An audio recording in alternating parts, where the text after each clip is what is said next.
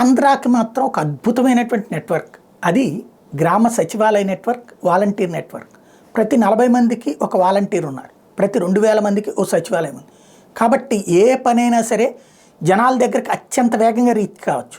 ఇది భారతదేశంలో ఏ రాష్ట్రము చెయ్యనటువంటి ఒక అద్భుతమైనటువంటి అంశం. ఎందుకు అంటే కులగణన అంటే బీహార్ వాళ్ళు 2 ఏళ్ళు పట్టింది, పూర్తి కష్టపడితే 6 నెలలు పట్టింది. బట్ ఆంధ్రప్రదేశ్ ప్రభుత్వం కులగణన అంటే ఫిబ్రవరి కల్లా అయిపోతుంది, ఫిబ్రవరి 15 కల్లా పూర్తి అయిపోతుంది, కంప్లీట్ లిస్ట్తో సహా వచ్చేస్తుంది. ఎందుకని 2000 కుటుంబాలని చకచకా కలిసేయడానికి ఏర్పాట్లు చేశారు. కులగణన మొట్టమొదటి రోజు ఒక్కరోజే 5,34,160 కుటుంబాలు వివరాలు యాప్లో నమోదైనాయి.